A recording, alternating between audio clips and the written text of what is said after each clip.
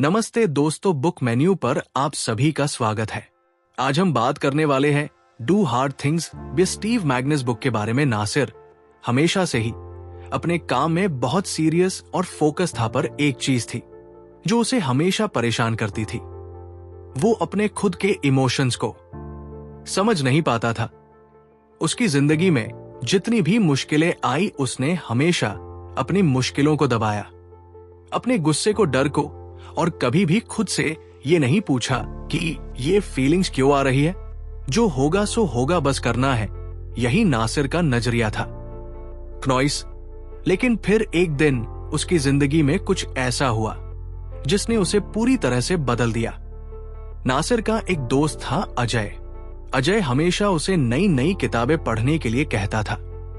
नासिर को पढ़ना तो बहुत अच्छा लगता था, पर वो हमेशा वही किताबें पढ़ता था जो उसे सीधे साधे तरीके से जिंदगी के प्रैक्टिकल इश्यूज के बारे में बताती थी। लेकिन अजय ने एक किताब दी जिसका नाम था डू हार्ड थिंग्स।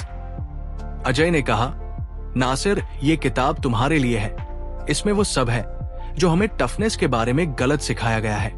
अगर तुम इसे पढ़ोगे क्नॉइस, तो तुम समझ पाओगे कि असली टफ होना क्या होता है। नासिर ने किताब को हाथ में लिया और सोचा, ठीक है, पढ़ ही लेता हूं।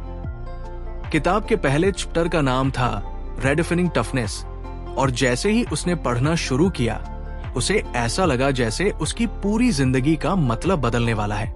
क्नॉइस लेखक स्टीव मैग्नस ने टफनेस के बारे में एक नया दृष्टिकोण दिया था।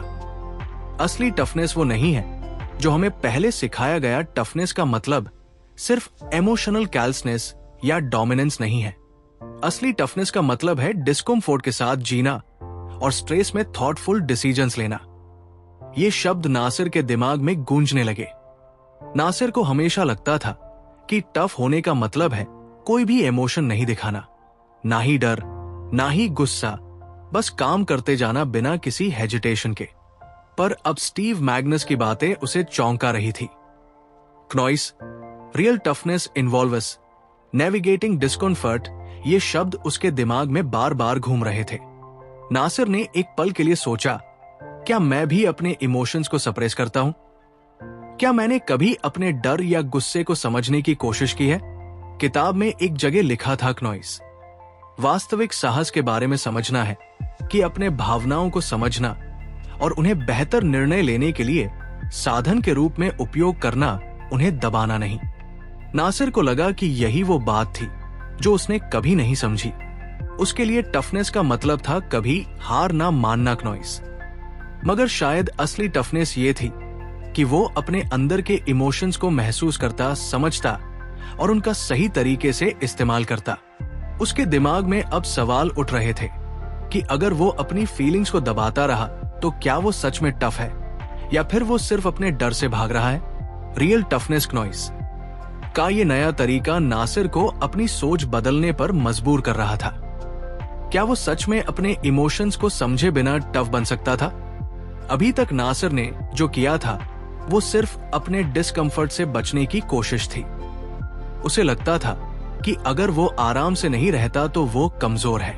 क्नॉइस, मगर अब उसे समझ में आ रहा था कि डिस्कम्फर्ट को सहन करना और फिर भी अपने डिसीजन मेकिंग में एक क्लियर हेड रखना ही असली टफनेस है। अब नासिर ने अपनी जिंदगी के हर पहलू को इस नए दृष्टिकोण से देखने की कोशिश करना शुरू किया। ऑफिस में जब कोई मुश्किल टास्क आता, क्नॉइस, तो पहले तो वो डरता था क्योंकि उसे लगता था कि वो हार जाएगा। लेकिन अब वो समझने लगा था कि डर को महसूस करना और फिर भी उस काम को करना ही असली टफनेस है। उसे याद आया कि एक बार ऑफिस में उसके बॉस ने उसे एक बड़ा प्रोजेक्ट सौंपा था। उस वक्त वो बहुत घबराया हुआ था, क्नॉइस, क्योंकि उसने सोचा था कि वो इस काम को ठीक से नहीं कर पाएगा। व्हाट इफ आई फेल, ये सोचकर वो डर रहा था। लेकिन अब जब उसने उस किताब के बारे में सोचा तो उसने महसूस किया कि ये डर सिर्फ एक इमोशन है और उसे इसे समझना था, ना कि इससे भागना था। वो उस प्रोजेक्ट पर काम करने लगा और उसने हर छोटी छोटी चुनौती को एक नए दृष्टिकोण से देखा। उसे खुद को डर से निकलने की बजाय उस डर को महसूस करते हुए आगे बढ़ने की आदत डालनी पड़ी। और यही वे वक्त था जब उसे ये एहसास हुआ कि टफ बनने का मतलब सिर्फ किसी काम को बिना डर के करना नहीं है, बल्कि डर के बावजूद सोच समझकर सही निर्णय लेना है। ये एक नई शुरुआत थी। नासिर ने तय किया कि अब से वह अपनी इमोशंस को दबाने की बजाय उन्हें समझेगा और उनका सही उपयोग करेगा। वो जानता था कि असली टफ बनने का मतलब सिर्फ शरीर से मजबूत होना नहीं है, बल्कि मानसिक रूप से भी तैयार होना है। नासिर ने अब तक ये सीख लिया था कि टफ बनने का मतलब इमोशनल बैलेंस रखना है। उसने एक दिन सोचा, क्या मैं अपनी जिंदगी को अब इस नए दृष्टिकोण से बदल सकता हूं? ये सवाल उसके दिमाग में गूंजता रहा और नासिर जानता था कि इस किताब ने उसकी सोच को पूरी तरह से बदल दिया था। ये सिर्फ शुरुआत थी। किताब खत्म होने के बाद नासिर का अगला कदम क्या होगा?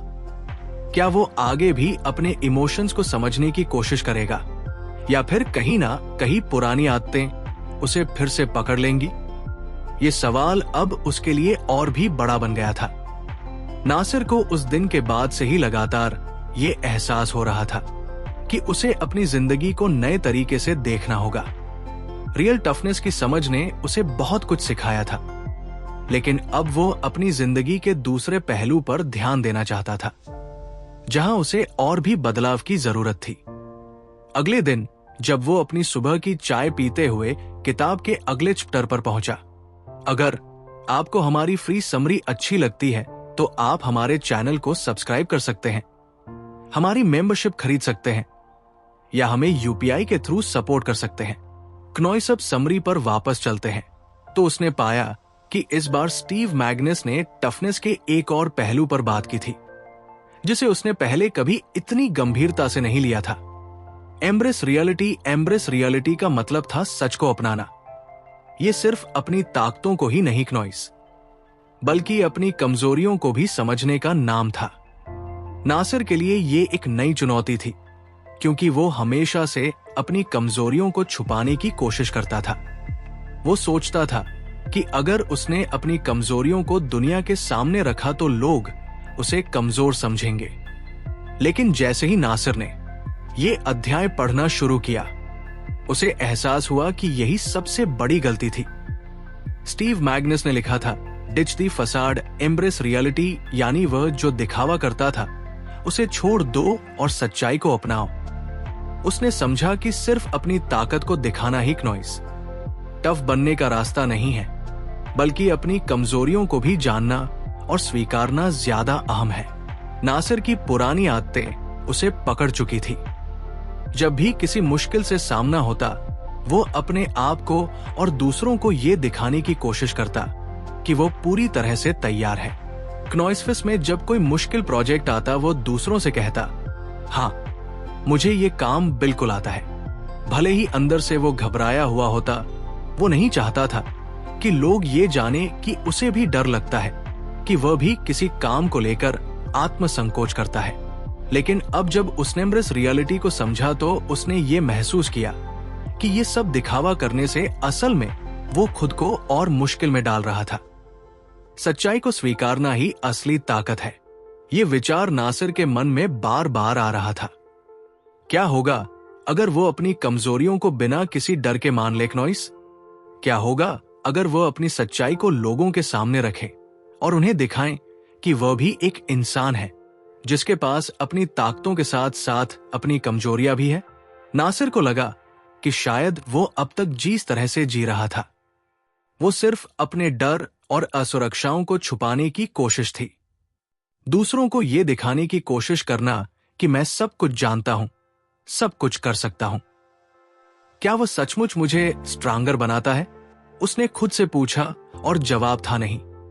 अब नासिर ने सोचा कि उसे अपनी असली ताकत को पहचानने के लिए पहले अपनी कमजोरियों को समझना होगा। क्नॉइस जब तक वो अपनी सीमाओं को स्वीकार नहीं करता, तब तक वो किसी भी समस्या का सही तरीके से सामना नहीं कर सकता था। वो अब समझ रहा था कि असली मजबूत व्यक्ति वह है जो अपनी कमजोरी को भी बिना शर्म के स्वीकार कर सके। नासिर ने अपने आप से और अपनी टीम से सच्चाई को लेकर खुलकर बात करने का फैसला किया। ऑफिस में एक बड़ा प्रेजेंटेशन था और वह जानता था कि ये उसके लिए एक बड़ी चुनौती होगी।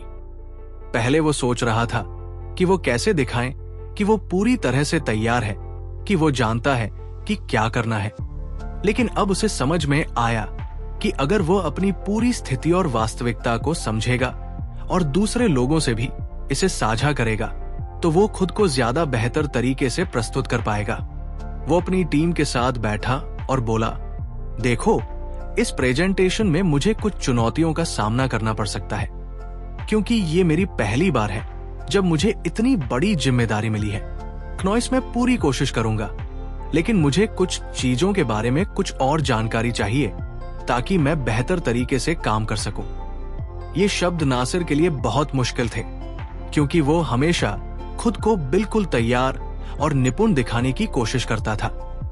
पर इस बार उसने सच्चाई को अपनाया। क्नॉइस और उसकी टीम ने उसकी बातों को सराहा। लोग उसे कमजोर या नाकाम नहीं समझे, बल्कि उन्होंने उसकी ईमानदारी और वास्तविकता को सराहा। नासिर को अब यह समझ में आ गया था कि अगर वो सच्चाई को स्वीकारता है तो वो ज्यादा आराम से और आत्मविश्वास के साथ अपने काम को कर सकता है। उसके अंदर एक नई ताकत थी। ये ताकत थी अपनी कमजोरी को बिना डर के स्वीकार करने की। जब उसने इस फिलॉसफी को अपनी जिंदगी में उतारने की कोशिश की, तो उसे महसूस हुआ कि अब उसे अपनी प्रॉब्लम से भागने की जरूरत नहीं है। अब वो उन चुनौतियों का सामना करना चाहता था, और वो जानता था कि जब तक वो सच्चाई से भागेगा, वो कभी भी पूरी तरह से सफल नहीं हो पाएगा। लेकिन सिर्फ इतनी सी बात समझने से सब कुछ बदलने वाला नहीं था। नासिर को अब अपने इस नए दृष्टिकोण को और भी गहराई से समझने की जरूरत थी। उसके लिए असली बदलाव तब होगा जब वो ये समझ पाएगा कि असली आत्मविश्वास सिर्फ दिखावा करने से नहीं आता, बल्कि खुद को पूरे दिल से स्वीकार करने से आता है। अब नासिर ने ठान लिया कि वो अपनी हर कमजोरियों को पहचानने और उन्हें सुधारने की कोशिश करेगा। वो जानता था कि किसी भी चीज में सुधार तभी हो सकता है जब आप अपने असल रूप को पूरी तरह से समझते हैं। एम्ब्रेस रियलिटी का मतलब सिर्फ ये नहीं था कि वो अपनी कमजोरियों को स्वीकार करे, बल्कि इसका मतलब था कि वो अपने आप को पूरी तरह से जानने की कोशिश करे। बिना किसी डर या शंका के अगले दिन नासिर ऑफिस में आया क्नॉइस, और उसने महसूस किया कि अब उसकी सोच में एक गहरी शांति आ चुकी थी। वो अब किसी भी स्थिति में झूठ नहीं बोलेंगे और ना ही अपनी कमजोरियों को छुपाएगा। ना सिर्फ जानता था कि असली ताकत सच को अपनाने में है। क्या नासिर इस नए दृष्टिकोण के साथ अपनी जिंदगी में आगे बढ़ पाएगा? क्नॉइस, क्या वह अपनी कमजोरियों को पूरी तरह से समझने के बाद उन्हें सुधार सकेगा? यह सवाल अब भी उसके दिमाग में था, और वह जानता था कि इसका उत्तर उसे अपनी जिंदगी के अगले हिस्से में मिलेगा। नासिर की जिंदगी में हर दिन कुछ नया सीखने को मिल रहा था। रियलिटी को एक ऐसी चीज जिसे वो अक्सर नजरअंदाज करता था। अपनी शारीरिक और मानसिक स्थिति के प्रति जागरूकता नासिर को हमेशा लगता था कि जो हो रहा है वो केवल काम से जुड़ी समस्याएं हैं। लेकिन किताब के अगले चैप्टर ने उसे एक नई दिशा दिखा दी, और वह था सुनो। अपने शरीर को जैसे ही नासिर ने इस नए चैप्टर के बारे में पढ़ना शुरू किया, उसे लगा कि ये अब तक का सबसे महत्वपूर्ण पाठ हो सकता है।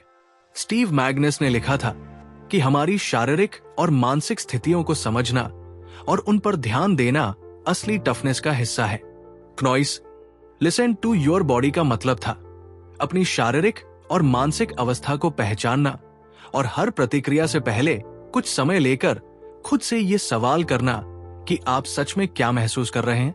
नासिर को ये समझ में आया कि वो अक्सर अपने शरीर और दिमाग की बातों को अनदेखा करता था।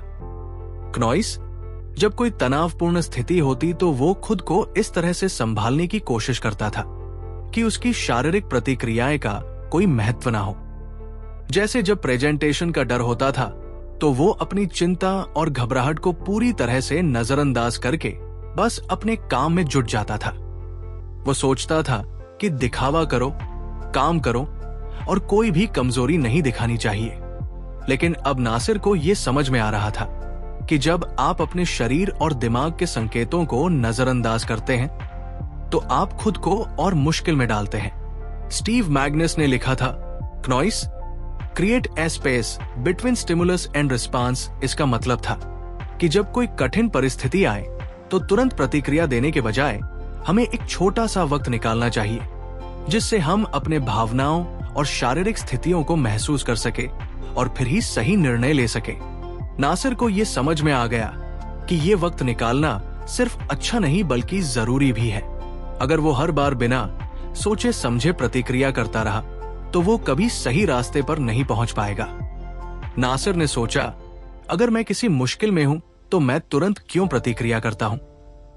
क्या मुझे पहले अपने शरीर की प्रतिक्रियाएं को समझने की कोशिश नहीं करनी चाहिए? ये सवाल उसके दिमाग में लगातार घूमता रहा। नासिर को अब यह एहसास हो रहा था कि जब भी वो घबराता था उसकी धड़कन तेज हो जाती थी, उसके हाथ पसीने से भीग जाते थे और वो गहरे श्वास लेकर खुद को शांत करने की कोशिश करता था। क्नॉइस, लेकिन वो अक्सर इन संकेतों को नजरअंदाज कर देता था, ये सोचकर कि घबराना कमजोरी की निशानी है। अब उसने सोचा कि अगर वो इन संकेतों पर ध्यान दे तो वो बेहतर निर्णय ले पाएगा। क्या होगा अगर वो पहले अपनी शारीरिक प्रतिक्रिया को महसूस करता और फिर उस पर ध्यान देकर प्रतिक्रिया करता? एक दिन ऑफिस में एक बड़ा टास्क था जिसमें उसे एक प्रेजेंटेशन देना था। ये वही टास्क था जिसे उसने पहले अपने डर और घबराहट को छुपा कर लिया था, लेकिन अब वो जानता था कि उसे अपनी शारीरिक और मानसिक स्थितियों को समझना होगा। जैसे ही उसने प्रेजेंटेशन से पहले की तैयारी शुरू की, क्नॉइस वो महसूस करने लगा कि उसके शरीर में कुछ बदल रहा था। उसकी धड़कन तेज हो रही थी और उसके हाथों में हल्का सा पसीना आने लगा था। नासिर ने जो अब तक सीखा था उसे याद करते हुए उसने तुरंत एक ब्रेक लिया। उसने अपनी आंखें बंद की और अपनी सांसों पर ध्यान केंद्रित किया। उसने सोचा, ये घबराहट है और ये सिर्फ एक भावना है, मुझे इसे स्वीकार करना होगा। अगर मैं इससे डरता हूं तो मैं सही निर्णय नहीं ले पाऊंगा। मुझे शांत रहना है और इसे महसूस करते हुए खुद को प्रतिक्रिया देने के लिए समय देना होगा। वो कुछ मिनटों के लिए शांत रहा और फिर जैसे ही उसने खुद को शांत महसूस किया, उसने प्रेजेंटेशन देना शुरू किया। उसकी आवाज अब पहले से ज्यादा स्पष्ट थी और वो इस बार बिना घबराए आत्मविश्वास से भरा हुआ महसूस कर रहा था। नासिर ने महसूस किया कि जब उसने अपने शरीर और मानसिक स्थिति के संकेतों को महसूस किया और उन पर ध्यान दिया तो वो बेहतर तरीके से काम कर पाया। नासिर ने एक नया तरीका अपनाया। हर कठिन स्थिति से पहले वो कुछ देर के लिए खुद को महसूस करता था। वो जानता था कि ये मानसिक रूप से उसे मजबूत बनाएगा। जब भी वो तनाव महसूस करता, वो पहले अपने शरीर के संकेतों पर ध्यान देता और फिर धीरे धीरे जवाब देता। उसे अब ये एहसास हुआ कि असली ताकत सिर्फ मसल्स में नहीं बल्कि मानसिक संतुलन में है।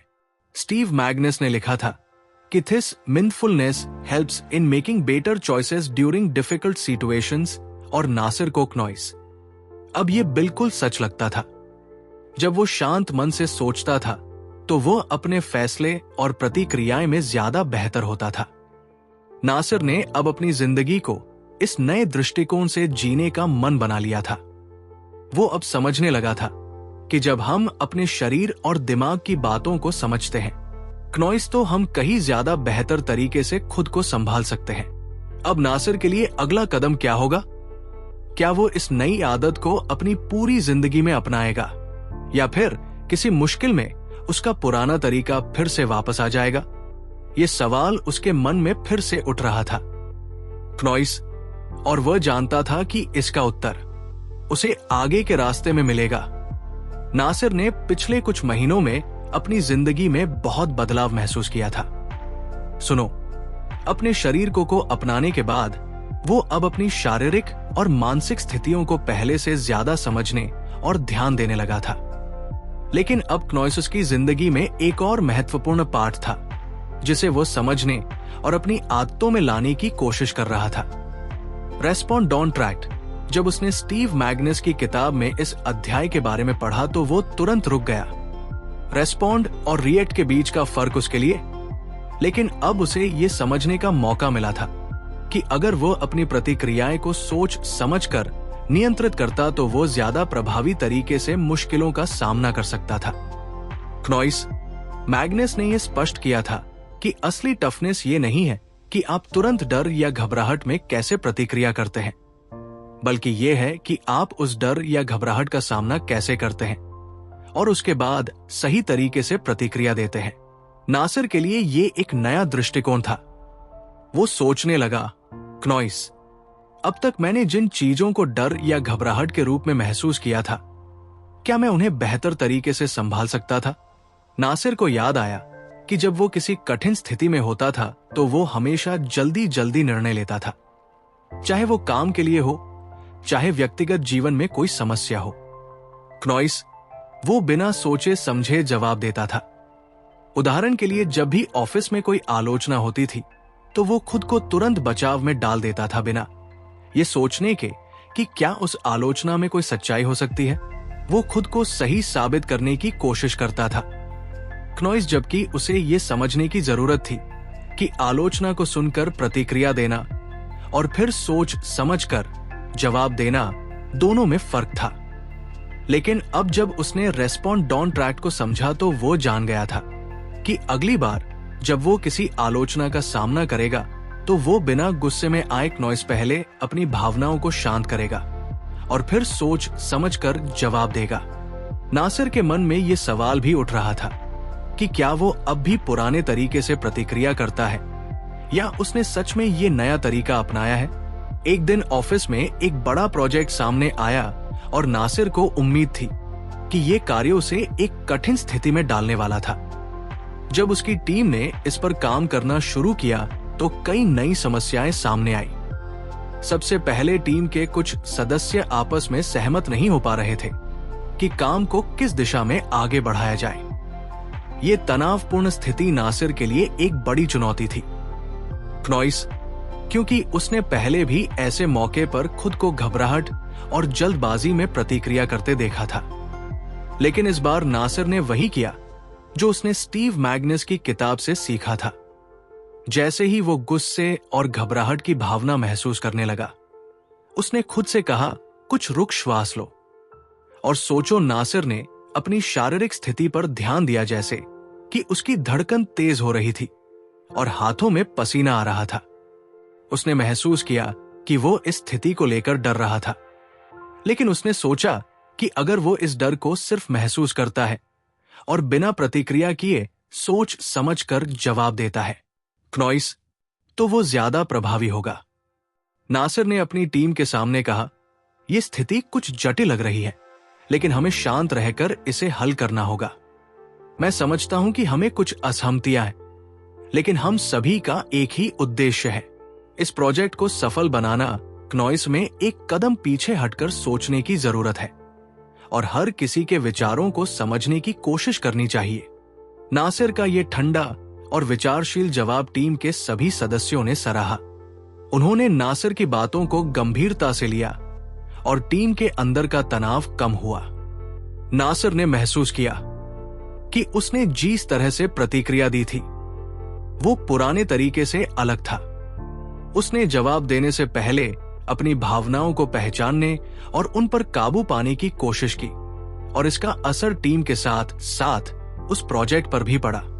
नासिर ने अब यह समझ लिया था कि रिएक्टिंग का मतलब होता था बिना सोचे समझे और भावनाओं में बहकर किसी कठिन स्थिति पर तुरंत प्रतिक्रिया देना, जबकि रेस्पॉन्डिंग का मतलब था अपनी भावनाओं को पहचानते हुए शांत दिमाग से और सोच समझकर जवाब देना। यही वो तरीका था जो उसे मुश्किलों से बाहर निकाल सकता था। नासिर ने अब अपनी जिंदगी के और भी कई हिस्सों में इस बदलाव को अपनाने की कोशिश की। उसने महसूस किया कि जब वो अपने परिवार के साथ होता था तो वो भी कभी कभी बिना सोचे समझे प्रतिक्रिया कर देता था। जैसे क्नॉइस, जब उसकी पत्नी उससे कोई सवाल पूछती थी और नासिर को लगता था कि वो कुछ और कर रहा है तो वो तुरंत गुस्से में आ जाता था। अब उसने इस आदत को बदलने की कोशिश की। हर बार जब वो गुस्से में आता, वो खुद से कहता, रुक जाओ, शांत हो जाओ और सोचो कि तुम्हें क्या कहना है। एक दिन क्नॉइस घर पर फिर वही हुआ। नासिर की पत्नी ने कोई बात पूछी और वो एक बार फिर से गुस्से में आ गया। लेकिन इस बार नासिर ने अपने आप को शांत किया और बिना घबराए उसने अपनी पत्नी को समझाया कि वो कुछ व्यस्त था और वह भी उस सवाल का सही जवाब नहीं दे सकता था। उसने महसूस किया कि इस बार उसने बिना गुस्से के सोच समझ कर जवाब दिया था और इसका परिणाम ये हुआ कि उसका रिश्ता और भी मजबूत हो गया। नासिर अब यह जान चुका था कि किसी भी चुनौती का सामना करते वक्त सही समय पर सोचना और अपनी प्रतिक्रियाएं पर काबू पाना ही असली टफनेस है। उसे ये भी समझ में आ गया था कि ये कला अभ्यास से आती है। हर बार जब वो रिएक्ट करने की बजाय रेस्पॉन्ड करता तो उसे लगता था कि वो अपनी मानसिक ताकत को और मजबूत बना रहा है। नासिर अब जानता था कि रेस्पॉन्ड डोंट रिएक्ट का मतलब सिर्फ खुद को नियंत्रित करना नहीं है, बल्कि ये समझना है कि हर चुनौती को शांत दिमाग से विचारशील तरीके से कैसे संभाले। लेकिन क्या नासिर इस नए दृष्टिकोण के साथ हमेशा सही प्रतिक्रिया देगा? क्या वह अपने पुराने तरीके से प्रतिक्रिया करने की आदत से क्नॉइस पूरी तरह बाहर आ जाए? तो उसे एक और महत्वपूर्ण बात का एहसास हुआ और वो था दी रोल ऑफ कोर नीड्स। ये पार्ट नासिर के लिए एक बहुत बड़ा खुलासा था। मैग्नस ने इस अध्याय में ये समझाया था कि किसी भी इंसान की मानसिक ताकत और उसकी क्षमता का मुख्य आधार उसकी बुनियादी जरूरतों को पूरा करना है। ये केवल शारीरिक नहीं बल्कि मानसिक और भावनात्मक जरूरतें भी हैं जो किसी व्यक्ति को कठिनाइयों का सामना करने के लिए तैयार करती है। ये जरूरतें सिर्फ शारीरिक भोजन या आराम तक सीमित नहीं हैं, बल्कि ये महसूस करना कि आप सम्मानित हैं, क्नॉइस की मेहनत की सराहना हो रही है और आप किसी समुदाय का हिस्सा हैं, ये सब भी उतना ही महत्वपूर्ण है। नासिर को ये बात पहले कभी इस तरह से समझ में नहीं आई थी। वो हमेशा यही सोचता था कि अगर आप कठिनाइयों का सामना करते हैं तो आपको बस अपने मनोबल को मजबूत रखना चाहिए। क्नॉइस और बाकी सब कुछ अपने आप ठीक हो जाएगा। लेकिन अब उसे ये समझ में आ रहा था कि अगर किसी इंसान की बुनियादी जरूरतें पूरी नहीं हो रही हैं, तो वो अपने पूरे सामर्थ्य से काम नहीं कर सकता।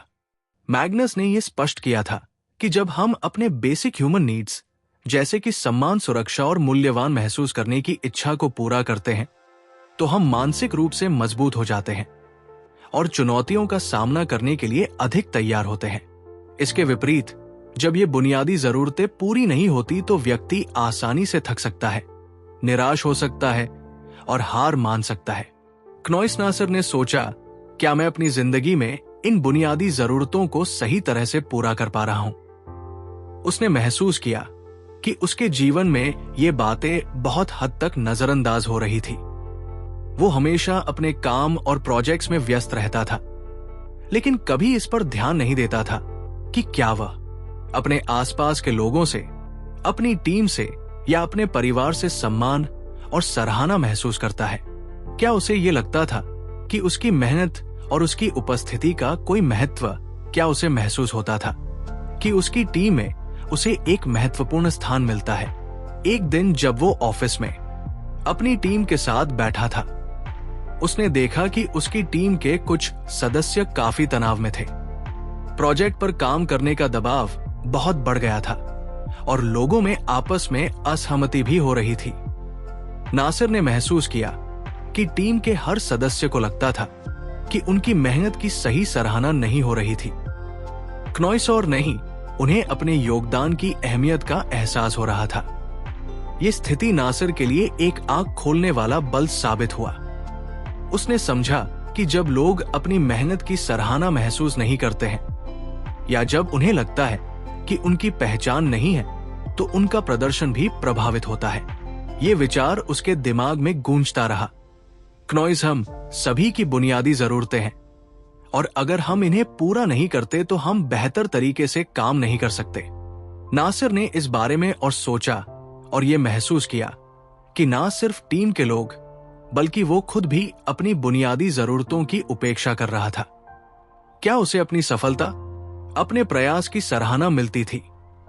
क्या वो खुद को अच्छा महसूस करने के लिए किसी की सराहना या समर्थन पर निर्भर था, या फिर वो बस खुद को काम में खोकर हर चुनौती का सामना कर रहा था बिना इस एहसास के कि उसे भी सम्मान और समर्थन की जरूरत है? क्नॉइस नासिर ने इस बात को गंभीरता से लिया और तय किया कि वो अपनी टीम के साथ इस बारे में खुलकर बात करेगा। एक दिन टीम मीटिंग के दौरान उसने उन्हें अपनी भावनाओं साझा की। उसने कहा, मुझे लगता है कि हम सब अपने अपने काम में बहुत मेहनत कर रहे हैं, लेकिन क्या हमें लगता है क्नॉइस कि हमारी मेहनत की सही सराहना हो रही है? क्या हम में से कोई भी ये महसूस कर रहा है कि वे सम्मानित और मूल्यवान हैं? नासिर के सवाल नए टीम के सभी सदस्यों को चौंका दिया। पहले तो सभी चुप थे, लेकिन फिर एक एक करके हर किसी ने अपनी बात रखनी शुरू कर दी। क्नॉइस किसी को लगता था कि उनकी मेहनत को सही तरीके से नहीं सराहा जा रहा था, तो किसी को लग रहा था कि उनकी आवाज को नहीं सुना जा रहा था। नासिर ने उन सभी को धैर्यपूर्वक सुना और फिर कहा, मैं समझता हूं कि यह महसूस होना जरूरी है कि हम सब इस टीम में महत्वपूर्ण हैं। हम सभी की मेहनत की सराहना होनी चाहिए क्नॉइस, और हमें एक दूसरे के योगदान का सम्मान करना चाहिए। इस बातचीत के बाद नासिर ने यह सुनिश्चित किया कि टीम के हर सदस्य को उनके प्रयास के लिए सराहा जाए। उसने टीम में यह माहौल बनाने की कोशिश की कि हर कोई सम्मानित महसूस करे और अपनी भूमिका को महत्वपूर्ण समझे। क्नॉइस उसने महसूस किया कि जब एक टीम में लोग सम्मानित और मूल्यवान महसूस करते हैं तो उनका मनोबल बढ़ता है और वे कठिन परिस्थितियों में भी बेहतर प्रदर्शन करते हैं। ये बदलाव सिर्फ टीम के कामकाजी माहौल में नहीं आया, बल्कि नासिर की अपनी जिंदगी में भी इसका असर हुआ। क्नॉइस वो अब अपने परिवार के साथ भी इस बारे में बात करने लगा। वो जानता था कि अगर उसे अपनी मानसिक ताकत को बनाए रखना है तो उसे भी अपनी बुनियादी जरूरतों को पूरा करना होगा। वो अपनी पत्नी और बच्चों के साथ ज्यादा समय बिताने की कोशिश करने लगा और उन सभी को ये महसूस कराया कि वो उन्हें एक महत्वपूर्ण हिस्से के रूप में मानता है। एक दिन उसकी पत्नी ने कहा, नासिर मुझे लगता है कि तुम पहले से ज्यादा खुश और शांत हो। ऐसा क्या बदला है? नासिर मुस्कुराते हुए बोला, मैंने सीखा है कि जब हम अपनी बुनियादी जरूरतों को पूरा करते हैं क्नॉइस, जब हम खुद को सम्मानित महसूस करते हैं और हमारे आसपास के लोग भी ऐसा महसूस करते हैं, तो हमारी ताकत बढ़ती है। अब नासिर जानता था कि असली मानसिक ताकत और सफलता का एक बड़ा हिस्सा उन बुनियादी जरूरतों को पूरा करने से आता है जिन्हें हम अक्सर नजरअंदाज कर देते हैं। क्नॉइस ये केवल अपनी मेहनत की सराहना करने का सवाल नहीं था, बल्कि ये समझने का था कि जब हम अपने आसपास के लोगों को सम्मानित और मूल्यवान महसूस कराते हैं तो हम सब एक साथ मिलकर अधिक ताकतवर बनते हैं। नासिर का मानना था कि इस बदलाव को और भी ज्यादा गहराई से अपनाने का समय अब आ गया था।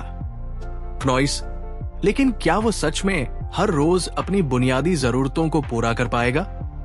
क्या वो ये सुनिश्चित कर पाएगा कि उसकी टीम और परिवार दोनों सम्मान और सराहना से प्रेरित रहें? ये सवाल अब भी खुला था और उसे पता था कि इसका उत्तर वो अपनी जिंदगी में रोजमर्रा की छोटी छोटी चुनौतियों से पाएगा। नासिर के जीवन में बहुत कुछ बदल चुका था। उसने जो कुछ सीखा था उसे अब अपने रोजमर्रा के जीवन में उतारने की कोशिश कर रहा था। दी रोल ऑफ कोर नीड्स का पाठ उसे गहरे बदलाव की ओर ले आया था और वो अब समझ गया था क्नॉइस कि किसी व्यक्ति की मानसिक ताकत उसकी बुनियादी जरूरतों के पूरे होने पर निर्भर करती है। ये केवल शारीरिक नहीं बल्कि मानसिक और भावनात्मक संतुलन भी था जो उसे और उसकी टीम को हर दिन की चुनौतियों का सामना करने के लिए तैयार करता था। क्नॉइस नासिर ने पहले की तरह हर चुनौती को केवल अपनी मेहनत और आत्मविश्वास से हल करने की बजाय अब वो अपनी टीम के सदस्यों को और खुद को मानसिक और भावनात्मक समर्थन देने पर जोर दे रहा था। वो जानता था कि अगर किसी व्यक्ति को सम्मानित और मूल्यवान महसूस कराया जाए तो वो उस टीम या माहौल में ज्यादा प्रेरित और उत्पादक हो सकता है। एक दिन नासिर और उसकी टीम ने एक महत्वपूर्ण प्रोजेक्ट पर काम करना शुरू किया था। यह प्रोजेक्ट न केवल कठिन था, बल्कि इसकी डेडलाइन भी कड़ी थी। नासिर ने पहले ही अपनी टीम के साथ एक बैठक की थी, जिसमें उन्होंने ये सुनिश्चित किया था कि हर व्यक्ति को ये महसूस हो कि उसकी मेहनत और योगदान को महत्व दिया जा रहा है। उसने टीम के सदस्य से पूछा था, आप लोग क्या महसूस करते हैं? क्या आपको लगता है कि हम सबके प्रयास की सही सराहना हो रही है? ये सवाल टीम के हर सदस्य को सोचने पर मजबूर कर दिया था। अब तक नासिर के पास ये महसूस करने का समय नहीं था कि टीम के सदस्य अपनी पूरी क्षमता से काम कर रहे थे या नहीं, लेकिन इस बार उसने अपनी टीम से जुड़ी उनकी बुनियादी जरूरतों को भी समझने की कोशिश की थी, और ये कदम एक महत्वपूर्ण मोड़ साबित हुआ था। टीम की सदस्य सीमा ने जवाब दिया, मुझे लगता है कि हमारी मेहनत को अब तक सही तरीके से सराहा नहीं गया था। हमें लगता था कि हमारे योगदान की अहमियत नहीं समझी जा रही थी। नासिर ने ये बात सुनी और फिर एक गहरी सांस ली। ये बात मुझे बहुत मायने रखती है। हम सबका योगदान बहुत महत्वपूर्ण है और मुझे आपको ये महसूस कराना चाहिए कि आप मूल्यवान हैं। नासिर का ये विचार और प्रतिक्रिया टीम के लिए एक राहत साबित हुई। उन्होंने देखा कि जब टीम के सदस्य को ये एहसास हुआ कि उनकी मेहनत और योगदान की सराहना की जा रही है, तो उनका आत्मविश्वास और प्रेरणा बढ़ गई। ये बदलाव न केवल टीम के अंदर बल्कि प्रोजेक्ट पर भी सकारात्मक असर डालने वाला था। नासिर के जीवन में एक नया दृष्टिकोण आया था। वो अब केवल काम के दबाव और चुनौतियों से नहीं डरता था, बल्कि वो ये समझने लगा था कि जब उसकी टीम और परिवार को बुनियादी जरूरतों के आधार पर समर्थन मिलता है, तो वे अधिक सक्षम और प्रेरित होते हैं। जब कोई व्यक्ति सम्मानित महसूस करता है, तो उसकी मानसिक ताकत और आत्मविश्वास दोनों मजबूत होते हैं। कुछ समय बाद नासिर को अपने जीवन में एक और महत्वपूर्ण एहसास हुआ। वो ऑफिस में काम करने के अलावा अब खुद को अधिक समय देने लगा था। पहले वो हमेशा काम और प्रोजेक्ट्स में व्यस्त रहता था, लेकिन अब उसने सोचा कि क्या उसकी बुनियादी जरूरतें पूरी हो रही थी? क्या वह अपनी भावनाओं और मानसिक स्थिति पर ध्यान दे रहा था? उसने महसूस किया कि उसे भी खुद को सम्मानित और मूल्यवान महसूस करने की जरूरत थी। नासिर ने अपने परिवार के साथ समय बिताना शुरू किया। पहले जब वो घर लौटता था, तो वो काम के बारे में ही सोचता रहता था और परिवार के साथ समय बिताने की बजाय हमेशा व्यस्त रहता था। लेकिन अब उसने फैसला किया कि वो घर में रहते हुए भी अपनी भावनाओं और मानसिक स्थिति पर ध्यान देगा। उसने अपनी पत्नी और बच्चों के साथ खुलकर बात करना शुरू किया और ये महसूस किया कि जब वो अपनी भावनाओं को साझा करता है, तो वो ज्यादा शांति और संतुलन महसूस करता है। एक दिन उसकी पत्नी ने पूछा, नासिर, तुम पहले से ज्यादा खुश और शांत क्यों लगते हो ना? सिर मुस्कुराते हुए बोला, मैंने सीखा है कि जब हम अपनी बुनियादी जरूरतों को पूरा करते हैं, जब हम खुद को सम्मानित महसूस करते हैं और हमारे आसपास के लोग भी ऐसा महसूस करते हैं, तो हमारी ताकत बढ़ती है। मैं अब समझता हूं कि ये केवल काम में ही नहीं, बल्कि हमारे व्यक्तिगत जीवन में भी लागू होता है। नासिर का ये विचार उसकी पत्नी और बच्चों के लिए एक बड़ी प्रेरणा बन गया।